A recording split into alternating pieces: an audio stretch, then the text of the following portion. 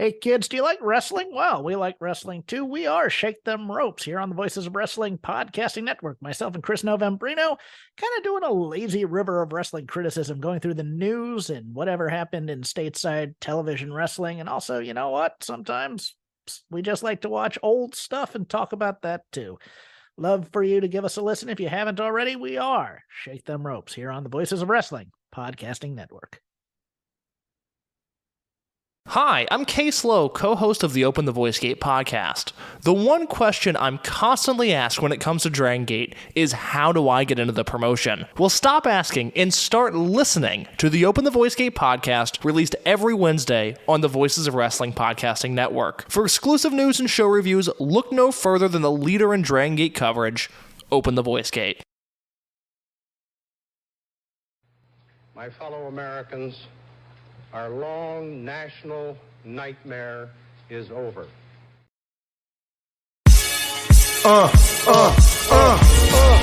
starting to get thick, it's the click, so I hope you watch your A-game. A-made, no rain from the track when we unite and spit. This isn't A-game, better bring your A-game.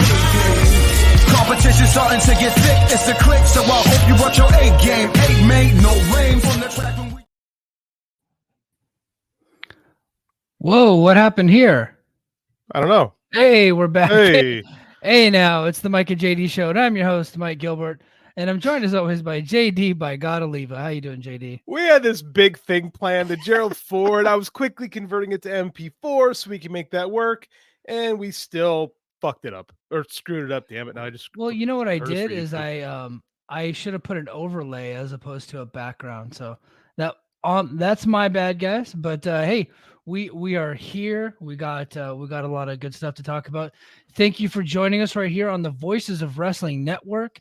If you're watching this on YouTube, please hit the like button and throw down a comment.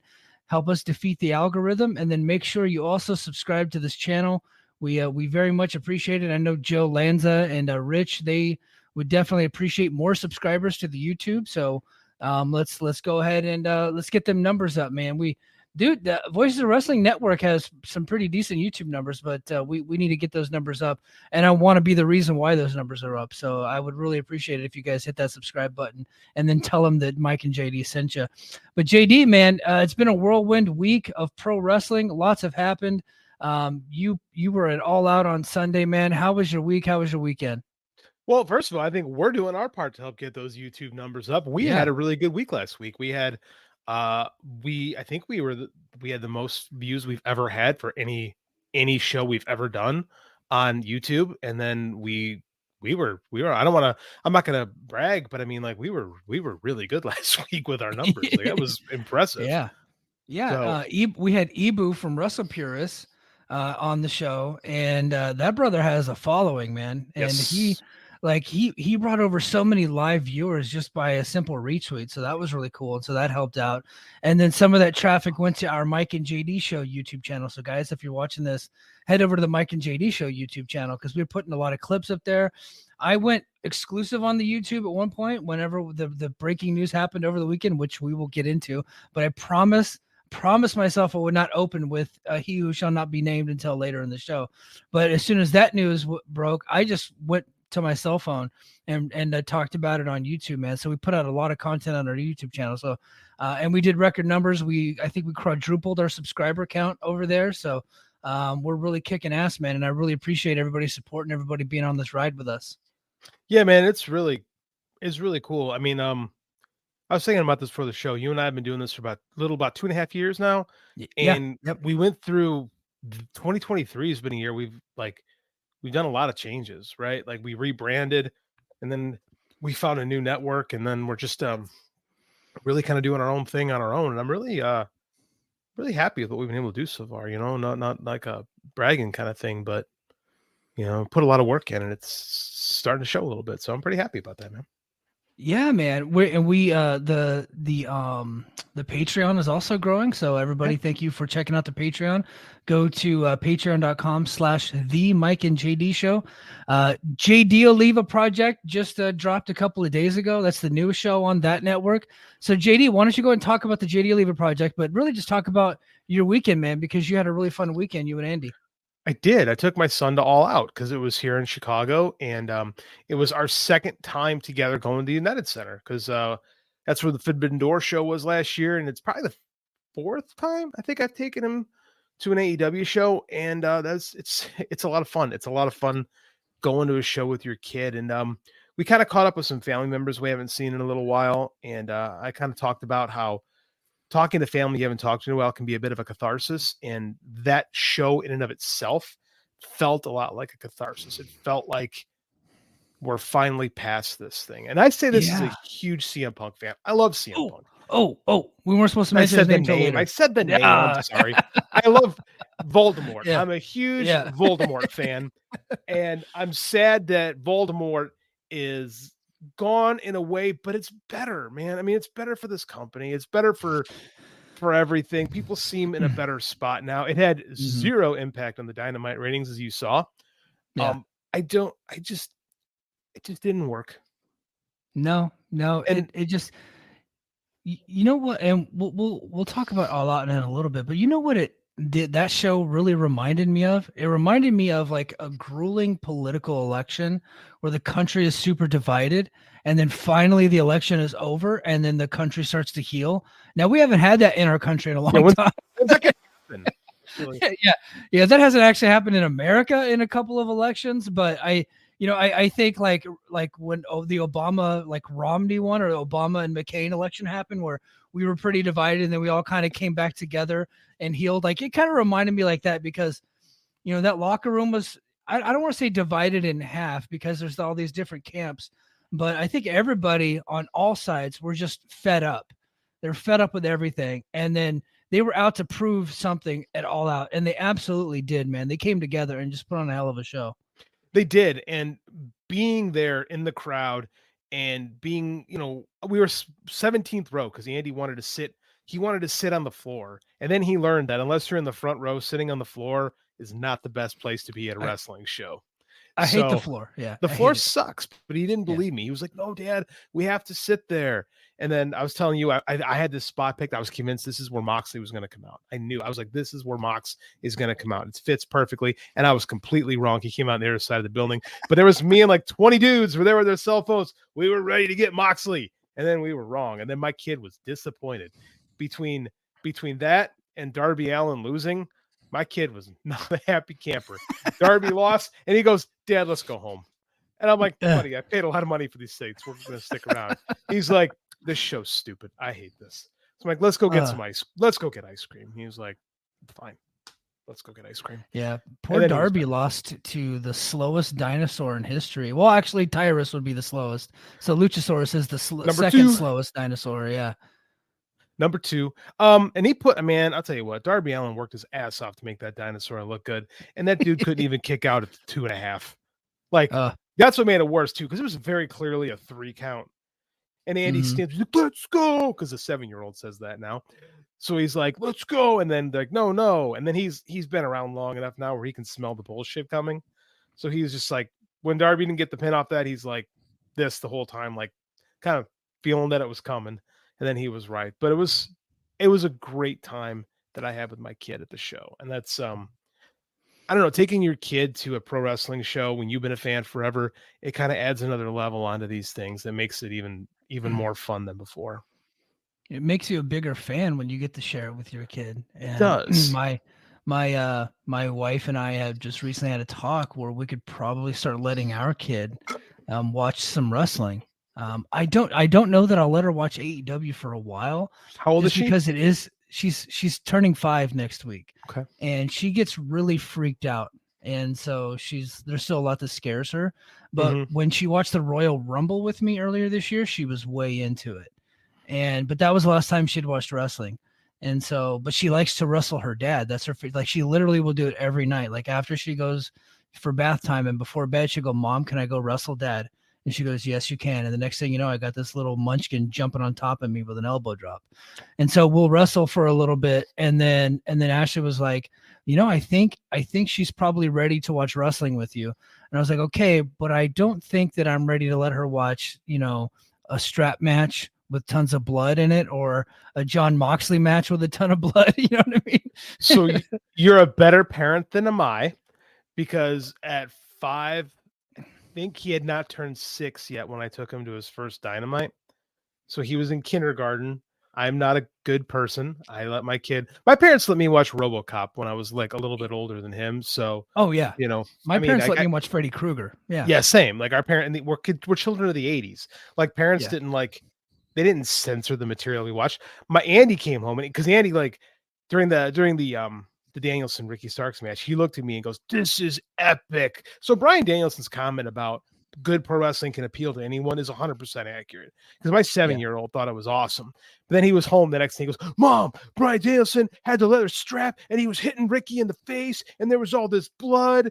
And my wife just gives me the death stare. And I was You're like, "Stop snitching, bro." I'm like, what the fuck, man? You're supposed to be cool. Yeah. He's far from it. Yeah. You know what? Like, I'm not judging you as a dad, because I think that if I could get away with it, I would.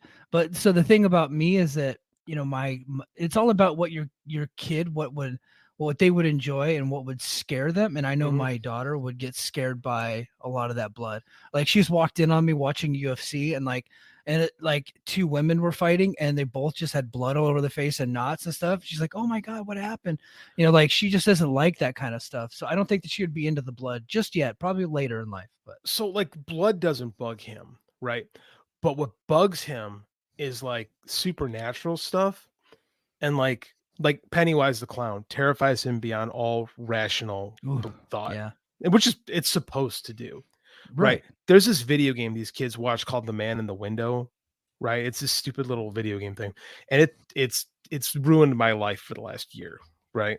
Terrifies him beyond belief. He likes to try to watch movies with dad. Remember when I was writing websites? Remember some websites. Remember when I was writing reviews for your website? Yeah. Well, he came in and tried to watch The Frighteners with me. And I hadn't seen The Frighteners in 25 years. So I'm like, yeah, come on, Michael J. Fox. It's like a comedy. It'll be fine. Mm-hmm. And I completely forgot that the Grim Reaper is running around murdering people in the most horrific fashion possible. And I went, "Oh shit, this is way more violent than I remember it being." And he got scared, and I got a talking to from my wife that night. Let me tell you something. He is 4 at the time. He is not 12. You need to stop. That was ugly. Yeah, you can get a lot of heat with the wife that way. A lot of heat. I'm a pretty good dad. I'm a terrible uncle, and I'll tell you why.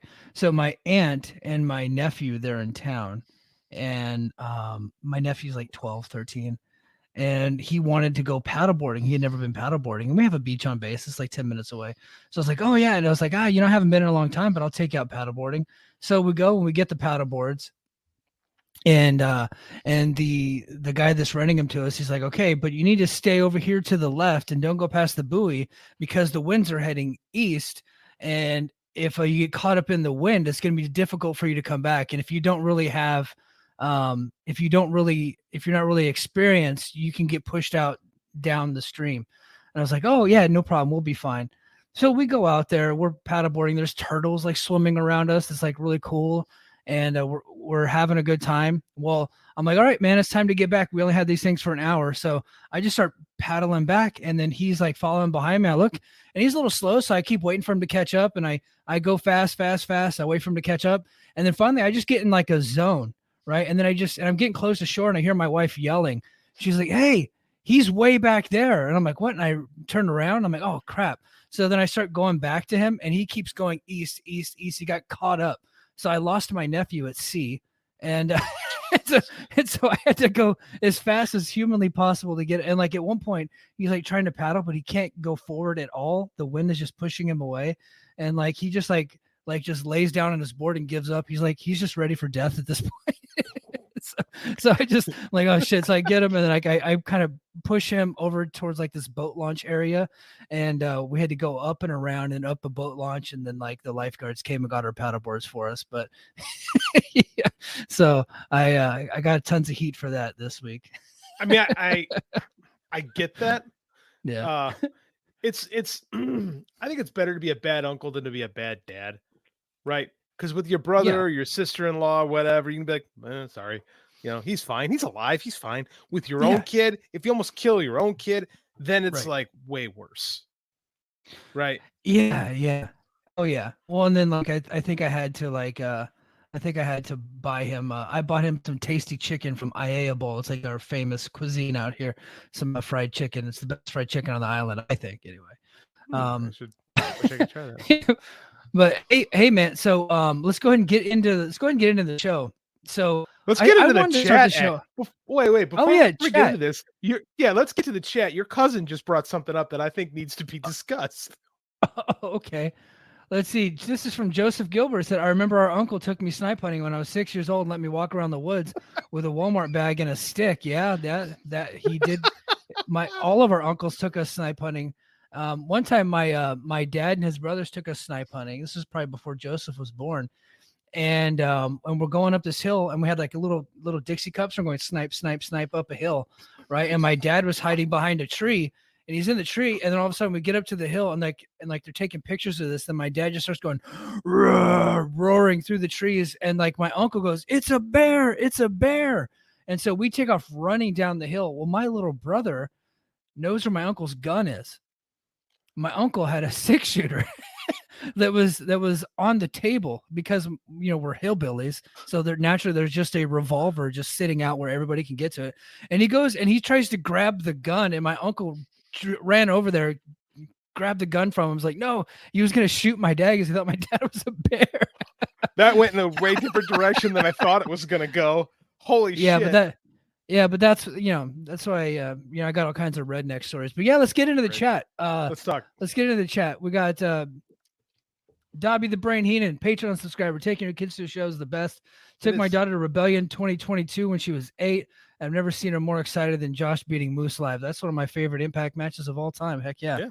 And then Josiah, my parents censored some of my TV viewing in childhood, but I self-censor for that stuff that scared me. I think he still censors his own TV. Dude, what's funny is Josiah's reading all my books right now, and he gets all like, I love you, Josiah, but he gets all wonky about, not wonky, but he like doesn't like the violent stuff on TV. And then he like buys all my books, and he's like, and I get pretty gruesome in those things. So I'm entertained that he prefers to read violence than see violence. Yeah. AO Productions, enough with punk talks for one day. Not gonna happen. I feel you, man. And then Godilla, an Eagles fan would never lose their nephew. No person would ever call their uncle if they're an Eagles fan. So, and then Godilla, this is why black people don't camp. Oh man, it's good. Oh, and then King of the North, y'all keeping JD out of trouble. JD stays in trouble, my man. I do it to myself every week. Yeah. But hey, so we wanted to start the show off, not with a he who shall not be named until later in the show. We're gonna do a whole segment on him.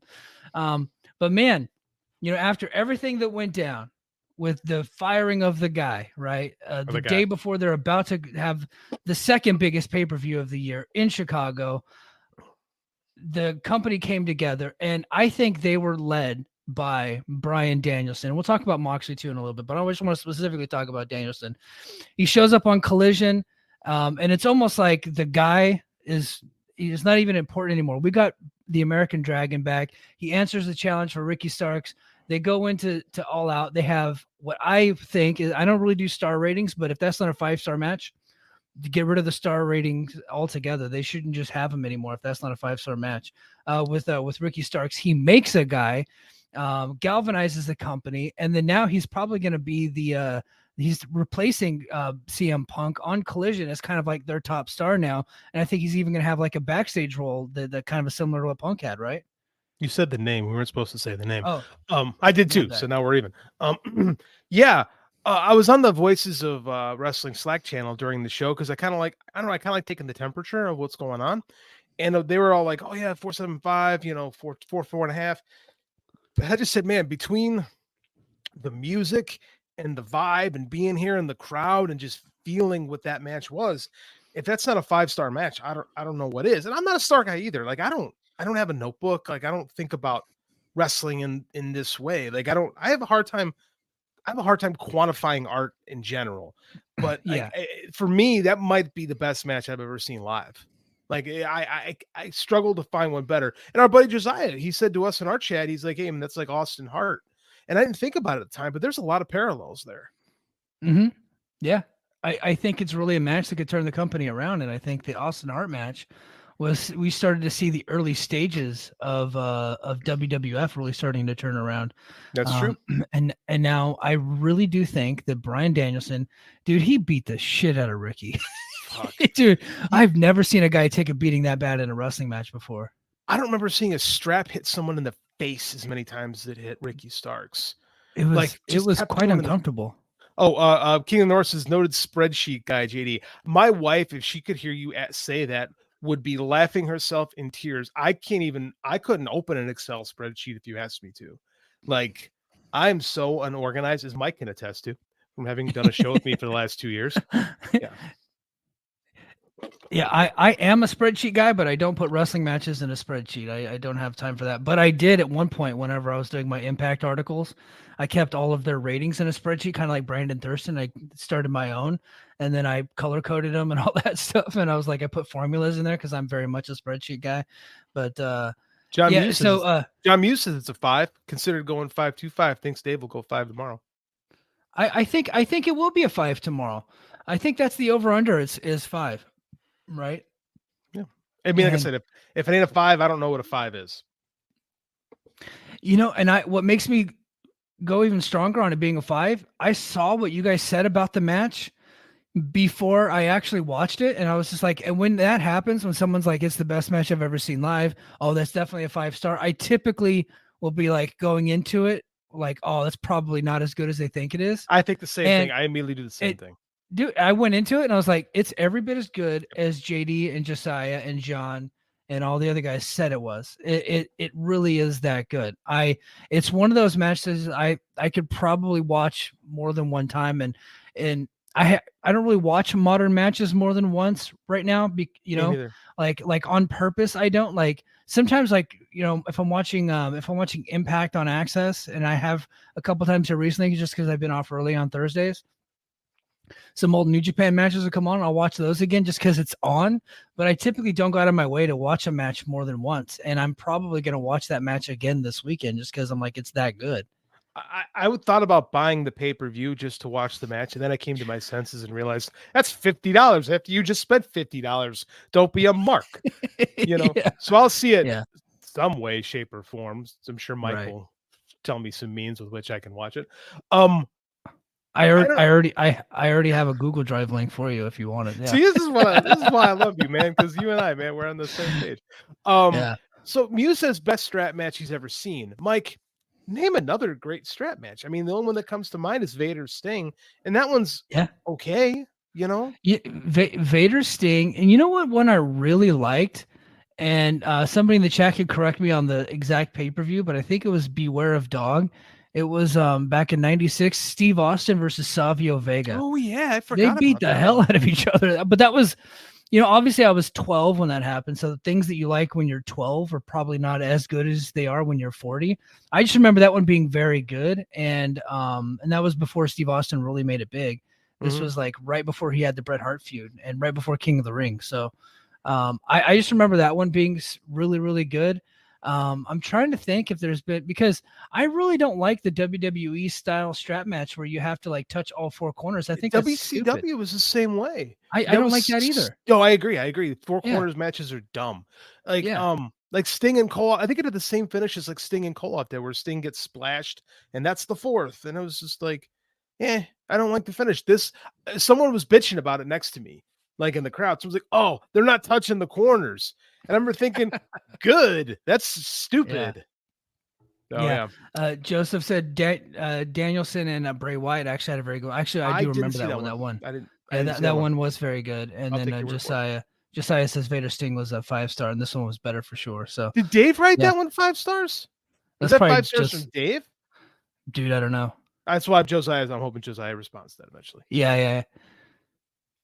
But so that was really good. And then whenever there's chaos and turmoil in AEW, the guy that they tend to turn to the most, whom I think, and I think is probably the the most important wrestler in AEW since their inception has been Jon Moxley. And this guy, they're like, look, we need you to go. We need you to be in another main event. We need you to tear the house down, and we need to put another title on you. He went out there, and him and OC, I thought had just a tremendous match. And if they didn't send the crowd home happy, I know that people didn't really care for the finish. I was fine with it. I think they really brought together everybody with those two matches specifically. I think that was kind of like a unifying moment with the company with those two matches. 3 years ago, I wrote an article for Garrett at Fight Game about how Jon Moxley was the perfect guy to shepherd AEW through the pandemic era. He was a great stable presence. He was the rock the company needed. That was a 3-year-old article, and they've gone back to him 2 other times since then. It's like when in case of emergency, break glass, and there's Jon Moxley fittingly behind glass that can shatter all over him. So it's just, I mean, like, are there 2 better leaders for a company, right? 2 selfless dudes that will do anything just to help, right? And they're just great whenever given the opportunity. Like, I was not expecting to get a Danielson match, and not only do we get a Danielson match, we get one of the best Danielson matches in a decade with the final countdown. And then Jon Moxley comes and just, the story of Orange Cassidy in this company has been one that I don't think anybody would have seen coming. Like, I remember in 2019, because I didn't get him when they first, because remember about 2018 is when OC first started really getting notoriety on the indies, right? And I wasn't a fan, by the way, but go ahead. The match that made me a fan was him, and I hate saying his name because he's a scumbag, but David Starr. They had a match, and I think it was Beyond, and I just like, oh, I get it now. I get it. And I started to like think, okay, I dig this guy. The progression of Orange Cassidy to like being this nonchalant dude that actually is like the hardest working dude with the most heart is fascinating. Like, he's the most unconventional baby face, but he's like an old school Southern style baby face that has the connection to the crowd. Yeah. He's very much like Ricky Morton. Yeah. But I mean, I know that I think Jim's Cornette just threw up and doesn't know why somewhere, but like, I can't think of another guy that's more like him. And Moxley was the perfect foil for that type of character on this evening. Like, these 2 guys they're the MVPs of the company time and time again. Yeah.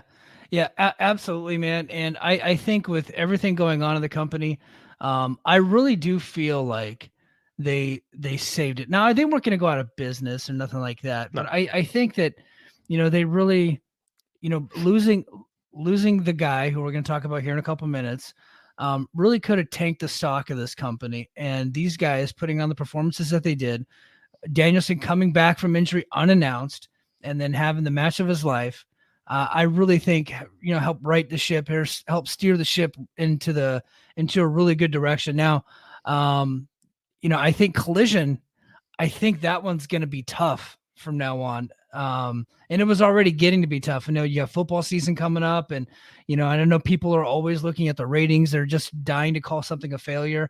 I don't think it's ever going to be that, but I think that's going to be tough. But now, now that there's no like hard divide between the 2 shows, we can actually see a lot more big stars on Collision going forward.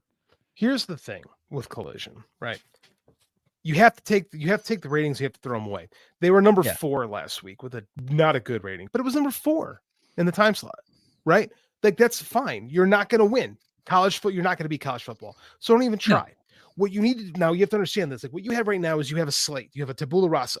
You can do whatever, and it really doesn't matter because the people who are going to watch Collision on Saturday are going to watch it every single week, right? I have a hard time watching Collision every single week because I'm busy, right? You have a family, you do stuff. Like, so what you can do is you can play around. You can experiment with things. But you're right, they do need to get bigger stars on this more frequently. But then you've got to pepper in those bigger stars because the big problem with Collision, it was the same like 8 guys every week, right? Mm-hmm. And there wasn't enough variety. You got to keep and a lot of squash matches.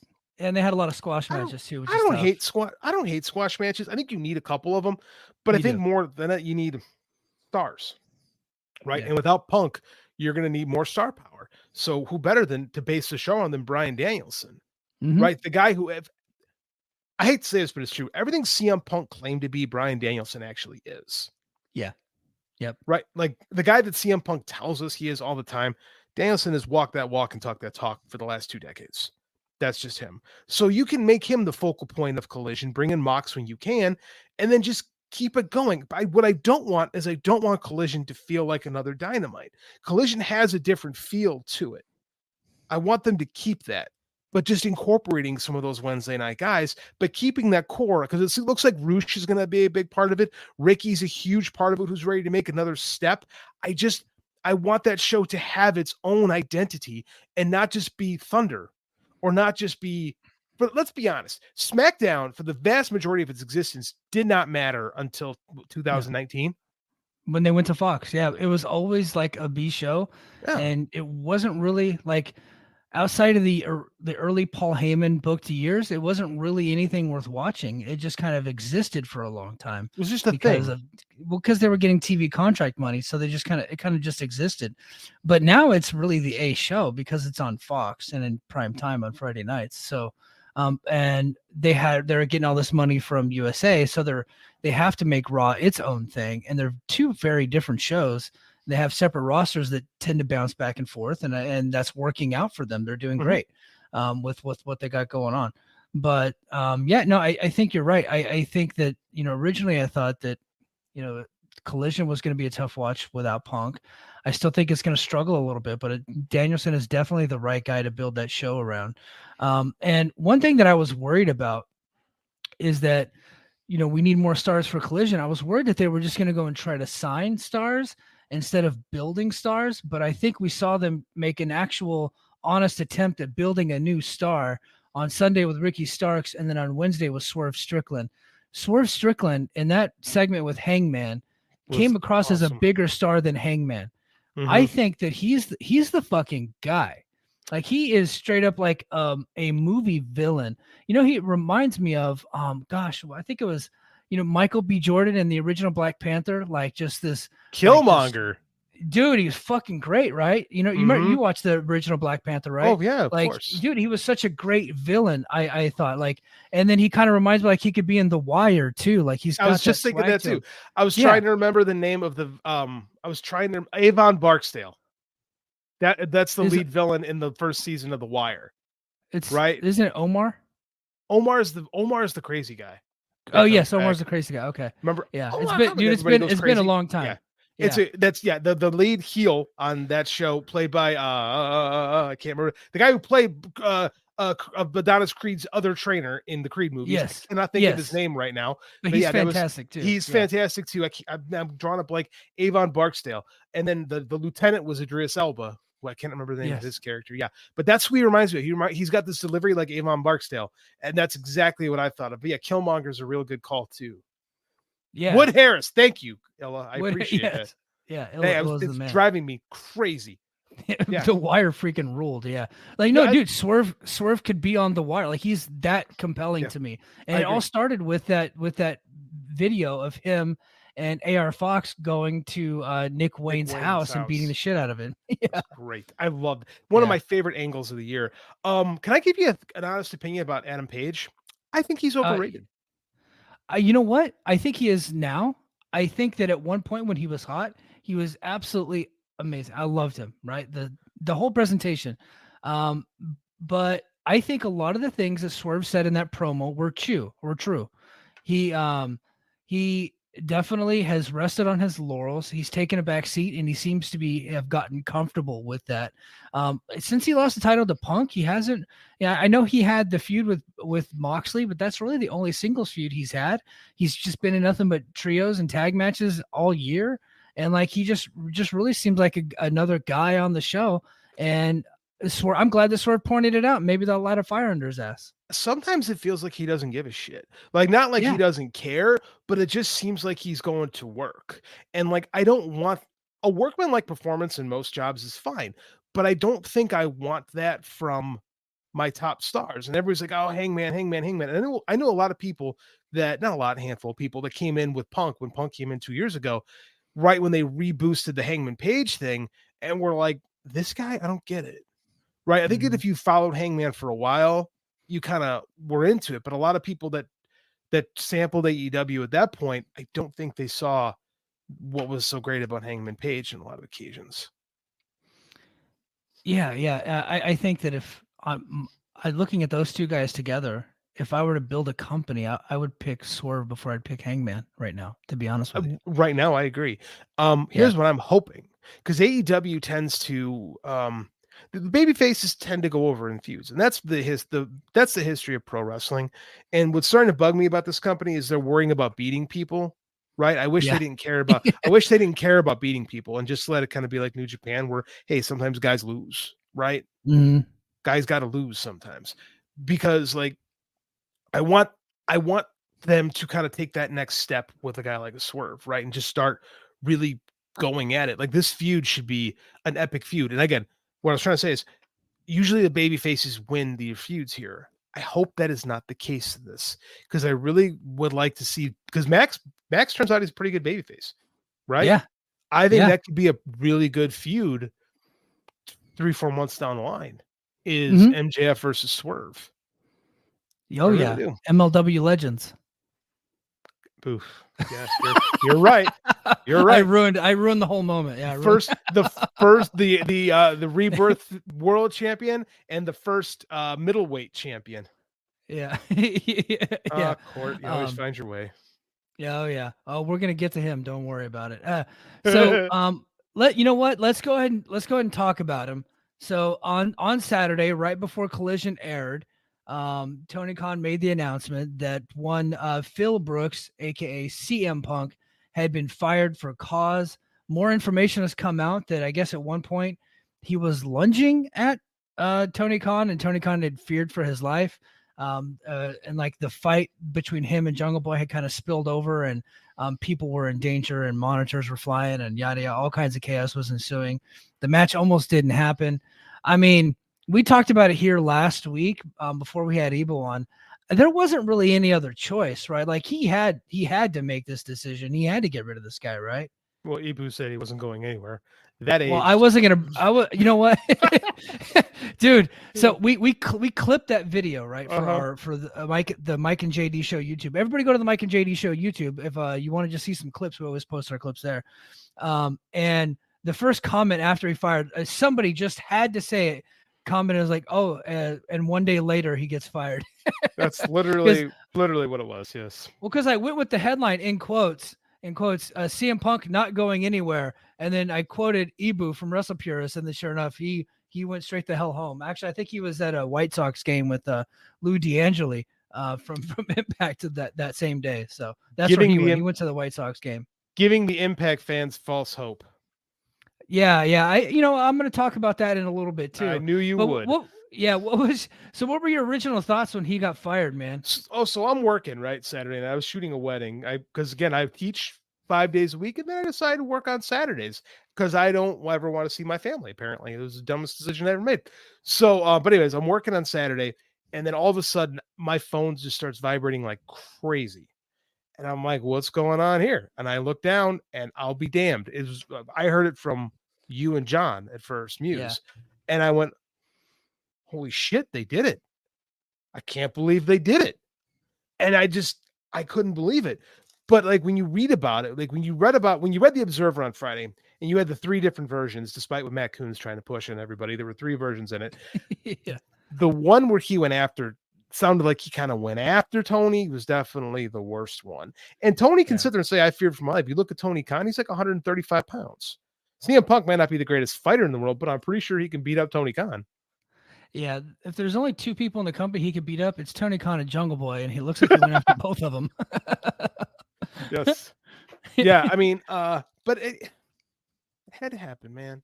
Like, and again, I say this is a huge CM Punk fan. I am. I love the guy. The guy's work. The guy, human being. He was nice to my kid when he met him.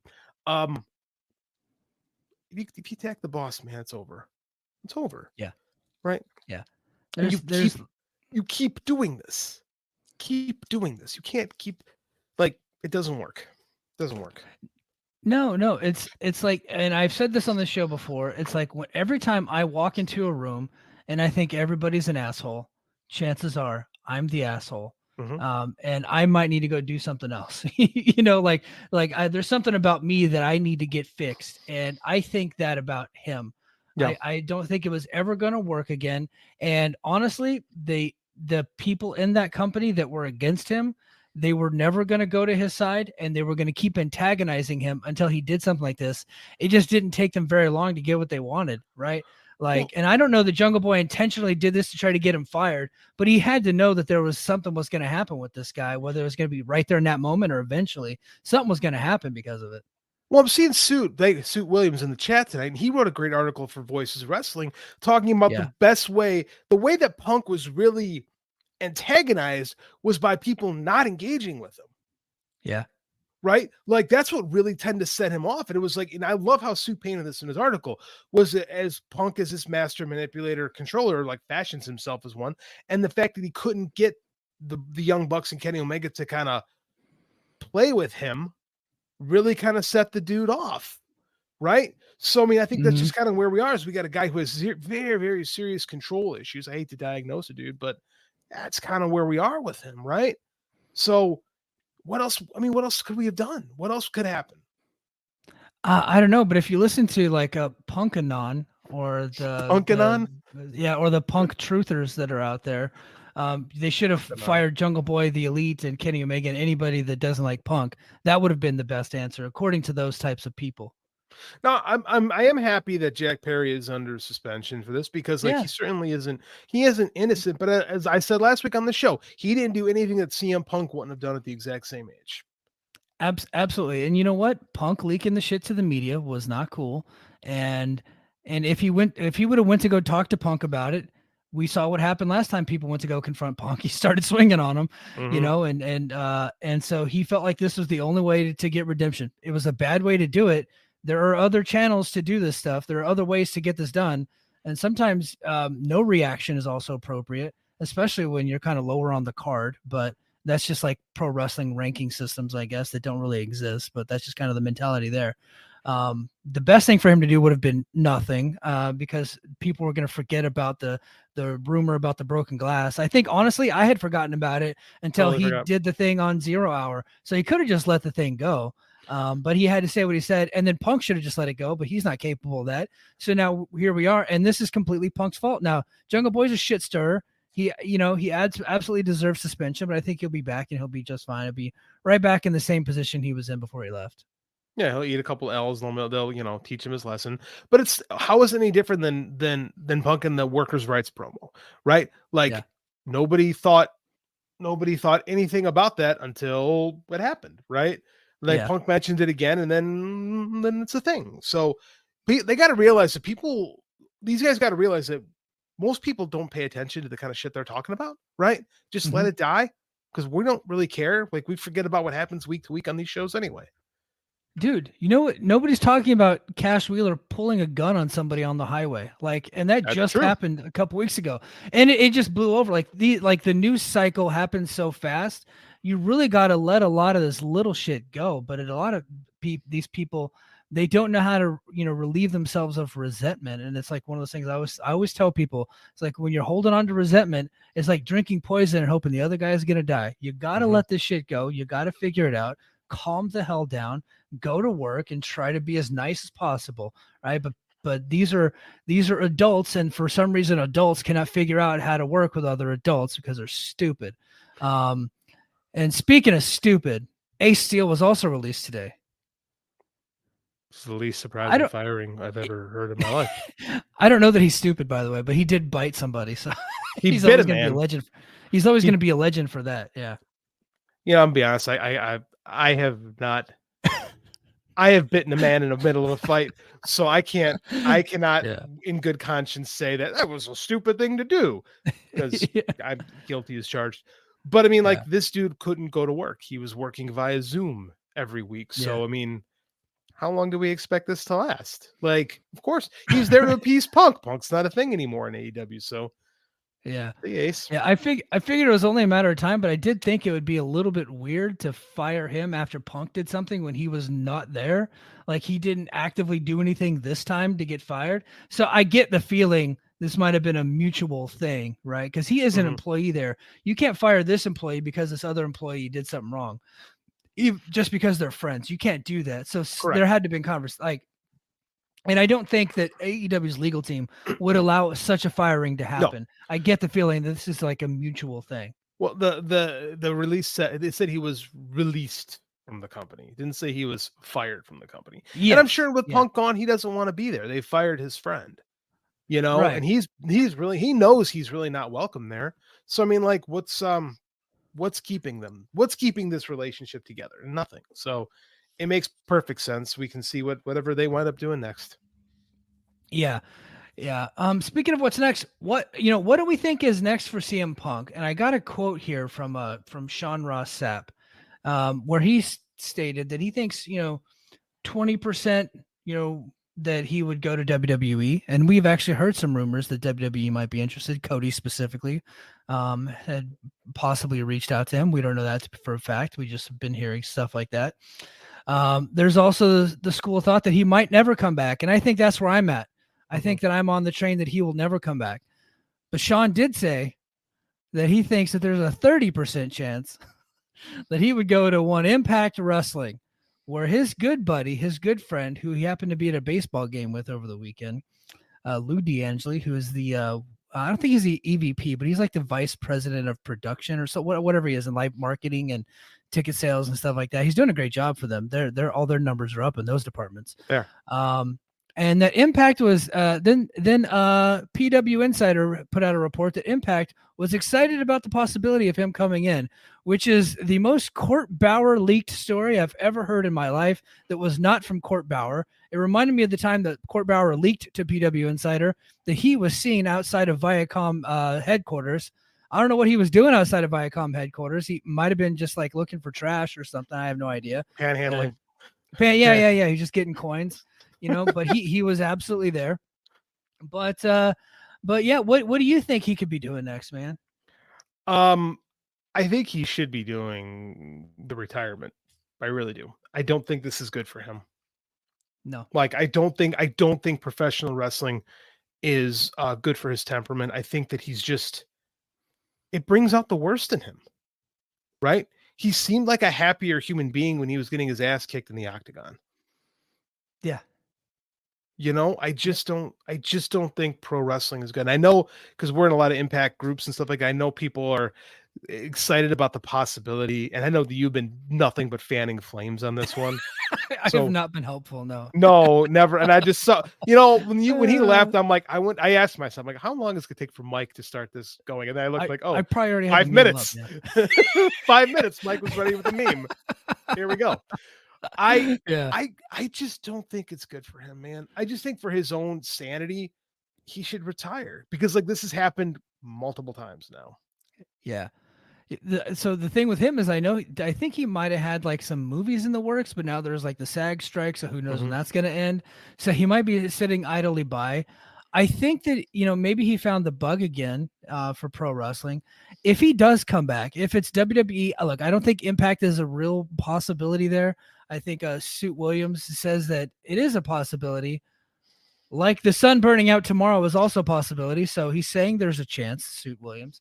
I think that, if he does come back, if it's WWE, if it's New Japan, if it's Impact, I think that he should do the Brock Lesnar deal where he's like, I will come in every few months. I'll have my guy that I work with.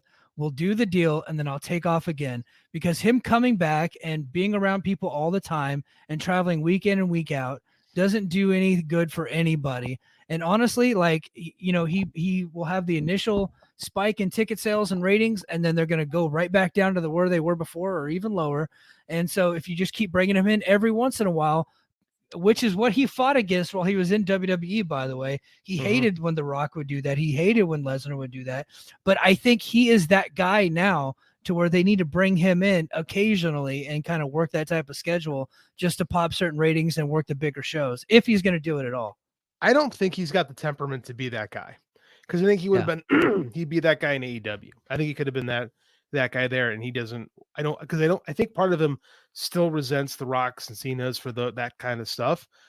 But at the same time, if you're WWE, do you need him? They're winning right now. No. Like, no. It's funny to me. It's funny to me. He goes, well, Cody reached out. Oh, it's funny. We heard that awful quick. Like that story got leaked really fast.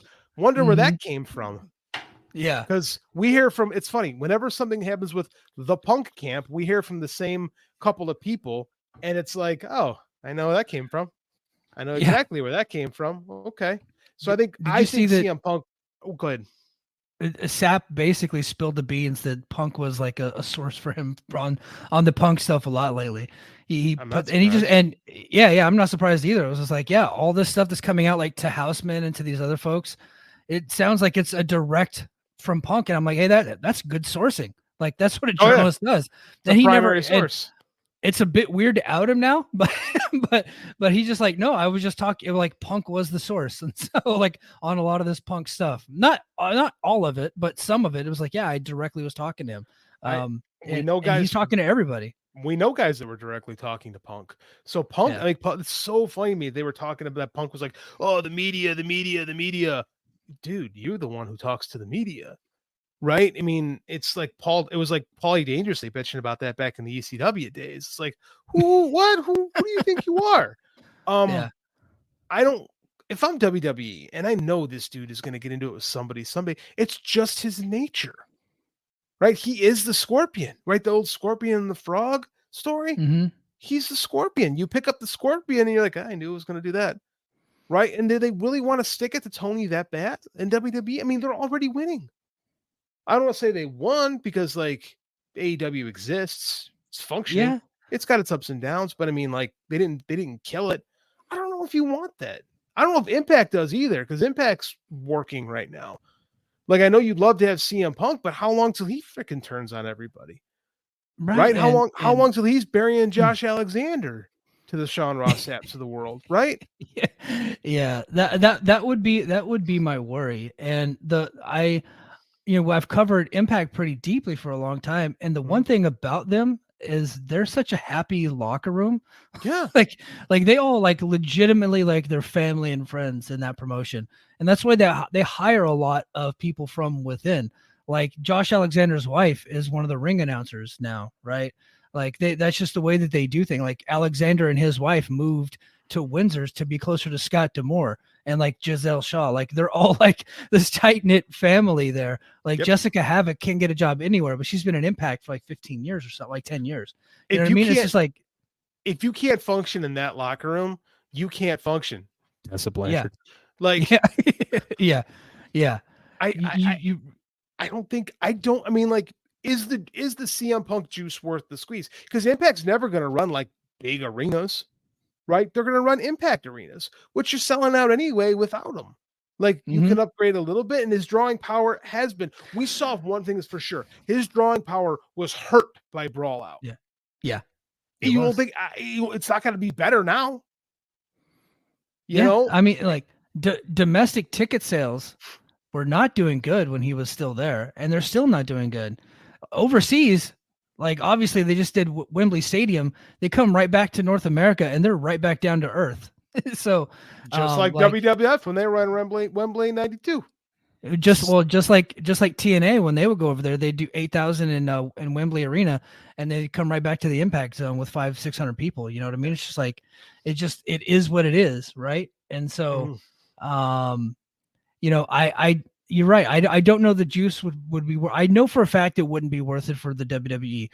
For Impact, I don't know. Like if you do bring him in, like what's the end goal, right? Because it's going to cost him more money than you're able to make, right? You're not going to profit off of him unless there's a television deal attached to it. And would it be worth it for you to move off of your own network to go to another network? And would another network be interested just because you got Punk? Because they know for a fact that Punk might not be staying long term, right? Because that's been his history. How many guys Punk came into AEW talking about how he wanted to work with all the young guys, right? Yeah. Who did he make as a star in his time at AEW? Like who did he put over and make look great? Yeah, he never lost to Darby, did he? No, never lost to Darby, never lost to Max. He lost the one match to Max, but he lost. He won. He lost the Dynamite match, but the big chain match, he won that one. I would say that MJF became a bigger star during that feud because it was so great. It was really great. I think he really propelled himself into a top guy during that feud. I think we look back and that's gonna be a pivotal moment in his career. That guy's that's me though. No, I love that feud. It's my favorite feud in AEW history. I thought it was excellent. But that guy's been positioned as a top guy in AEW since Cody Rhodes. He was Cody Rhodes' little dude when he first came in, and they had a great match back at Revolution night 2020. Yeah. Right? I mean, like Max headline pay-per-views before all this. So he had been a guy there, feuded with Jericho. Like that was a top guy feud. Like Eddie is Eddie, right? He's like, I want to work with Powerhouse Hobbs. I want to work with Ricky. Ricky was a baby face that people were loving, and they turned him heel for this Punk feud. And then Punk's gone, and Ricky cut that promo this weekend. That was a babyface promo. Yeah. So I think Punk derailed Ricky. Like, I don't think anybody is bigger because Punk was there. Right? Personal opinion. Yeah, because compared to WWE, and I hate to compare two different promotions, hard not to. Two different things, but the Bloodline, I know they've kind of killed everybody, but they've elevated everybody at the same time. Like there are characters in their company that are now bigger just because of the popularity of the Bloodline. Like their popularity has kind of like trickled down to everybody else. And they made Sami Zayn. They didn't make Sami Zayn, but the storyline when Sami Zayn got into it became like this bigger thing. So now Sami Zayn's like an all-time big time guy. And then Kevin Owens gets brought into it, and now he's elevated back up once again from where he was before. Kevin Owens worked with Steve Austin at the WrestleMania before that. In the main event of WrestleMania. He did, but he kind of dipped back down for a little while, and then he came back up. Because they booked him like that. Right. That's their doing. Yeah. So he went down, he come back up into the Bloodline, and then now he's like this huge thing again. And Drew McIntyre, I still think that he should have won that damn match. But Cody Rhodes hasn't lost any steam. He's still just as big as he was before the Roman match. I'm saying like all these, but like now we're getting these other characters, right? LA Knight is like blowing up, right? I don't think that he gets the eyeballs on him without the Bloodline's popularity. Do you? He's not been involved with the Bloodline. He's on the show. The point that I'm trying to make is that their popularity is trickling down to everybody else on the show, and it's elevating everybody up. That did not happen with CM Punk. That was the point I'm trying to make. I get what you're saying there. Yeah, I mean, like when Hulk Hogan was super popular, Greg the Hammer Valentine became a household name across the country, right? Right. I get what you mean by that. But I don't think working directly with, unlike the point I was making, is Punk working directly with people didn't elevate them, right? Oh, gotcha. Well, I think, and that's been true of like Jericho and stuff too. Like I agree with that. AEW outside of like their core people haven't really. When you get here, John is smart. John Muse pops in. When you get hot, it's easier to get secondary acts and others over. People are more accepting. That's what I was trying to say. But John is much smarter than I am. He made it make sense. Yeah. You're right. And I don't think that Punk really made anybody. Jericho, he's lost to all these people, and then none of them were bigger than before. Sammy Guevara has just been his lackey for like 3 years, right? So I mean, it's been kind of a problem there, and that was kind of back to my point from about 20 minutes ago, where I was kind of worried that AEW would sign more people now that Punk is gone versus building stars from within. But I think we saw a little bit differently earlier this week with Ricky Starks and Swerve. Kind of looked like they were being elevated into bigger characters, which is what they should be doing. You're 100% right on that. I don't know who's left to sign. Like who's out there that they could sign that I don't know. The rumors are the two names that keep popping up, Edge and Goldberg. Fair. Edge and Goldberg. And those would be short-term band-aids, and they would not help with the long-term business. But I think it was a PW Insider, it might have been a SAP report that said that people within WWE believe that Edge is signing with AEW when his deal is up. And then Goldberg's been linked to them for a long time. I don't hate the idea of Edge mainly because I really enjoy Christian Cage in this promotion. if Edge was willing to not be the center of attention, and actually, because Christian Cage actually has helped elevate people. Like he's the effort. He puts effort into elevating. Like the Dinosaur had the best match of his career against Darby Allin, right? Like Jack Perry's in a better place. I think Christian Cage has done good work here. I really do. If Edge could come in and play ball and help give the rub and not just be the star, I'm in favor of that. With Goldberg, he's gonna have to sacrifice somebody to him. And I don't know if they have a guy that you want to work with Goldberg in this company and not just sacrifice him, right? Because Goldberg Wardlow dead. Like, what the hell happened to that guy? I don't know. That's a great question. I just thinking about Goldberg, and I was like, wait a minute, they have a Goldberg, like a bland version of him that can do a swanton. It's Wardlow. What the hell happened to that guy? Yeah, I mean, I kind of agree with you. People are like, oh, where's Wardlow? And part of me is like, oh, I don't care. I'm sorry. I just never got into Wardlow. Like, I haven't noticed that he's been gone. Illa wants to know what the deal is with Keith Lee. I think Keith Lee, his issues are the same issues that he had in WWE. And it turns out in Ring of Honor, and it turns out that Vince isn't always wrong. Mm-hmm. And he just might have been right about Keith Lee. And honestly, and I think that there's a deeper issue there that might be more health related with him. And so it's hard for him to have the matches that he had back when he was at his peak.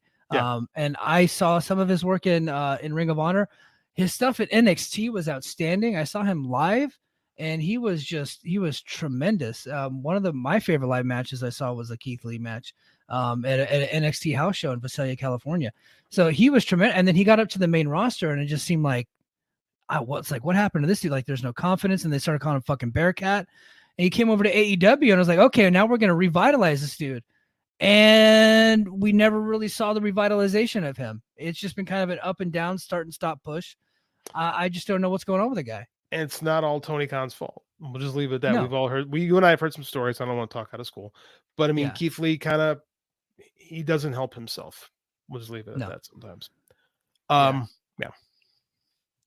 Yeah. But hey, before we go, I just wanted to say, Joe, my cousin Joe, sent me the Gunther versus Gable match from Raw, and I would strongly recommend our audience go out of the way to watch that match. I thought it was tremendous.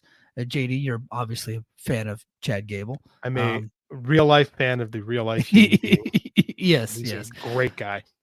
I thought he had the match of his career. Like, it was just absolutely great, and everybody should go out of the way to watch. And Gunther, as of tomorrow, he will be breaking the Honky Tonk Man's record for the longest IC title reign. Is he the greatest IC champion in history?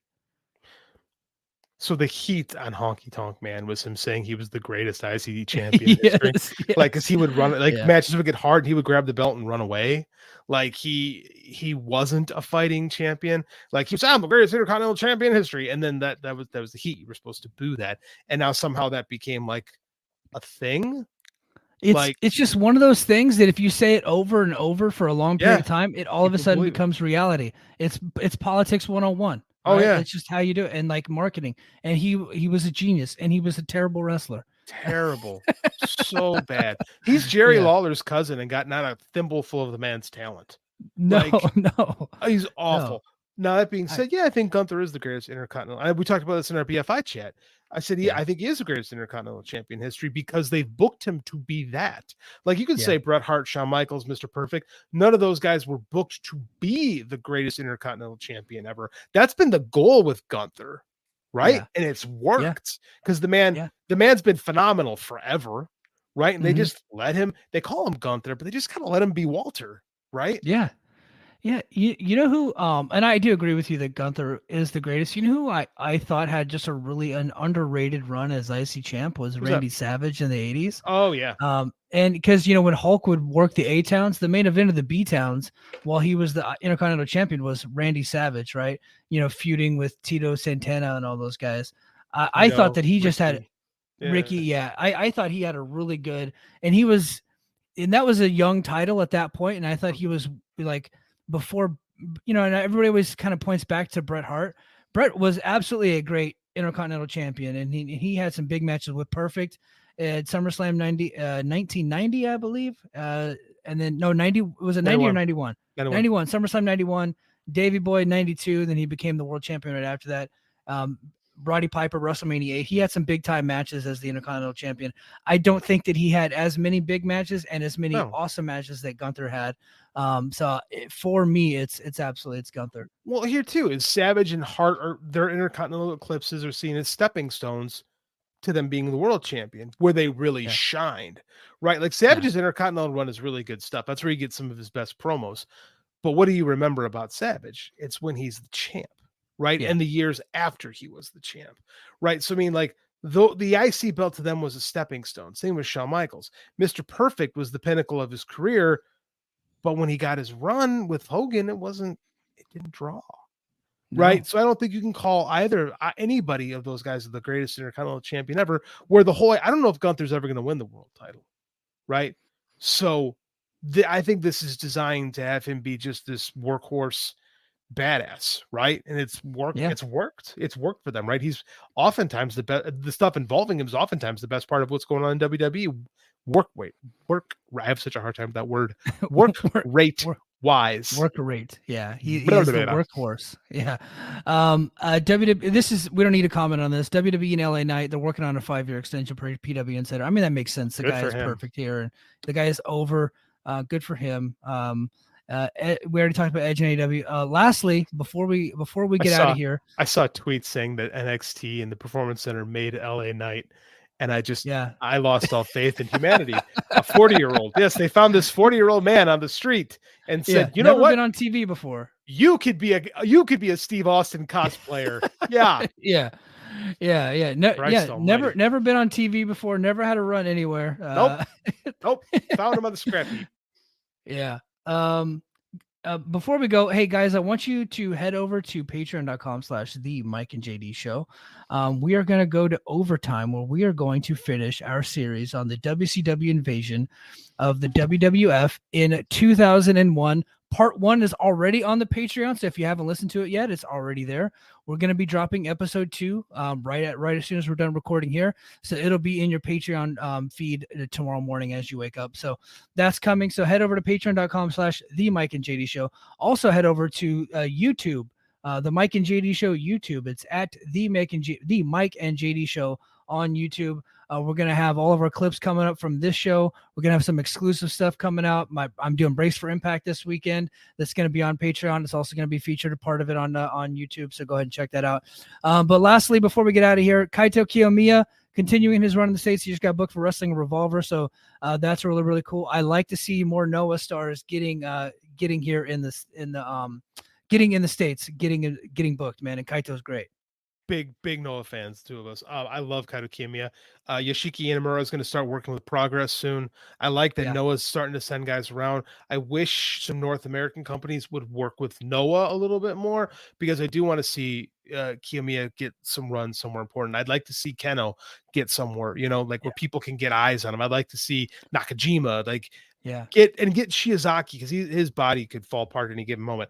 Get him one good look from a company, somewhere. Let's get the man on TV. Impact, what are you doing? Call these guys. Yeah, call these guys up. All right. Voices of Wrestling. If you're watching this on YouTube, please like, subscribe, and comment. And if you're listening to us on Apple Podcasts, Spotify, and wherever you get your podcasts, please leave us a review, share it with your friends, and then head over to patreon.com/the Mike and JD show. And until next week, mahalo.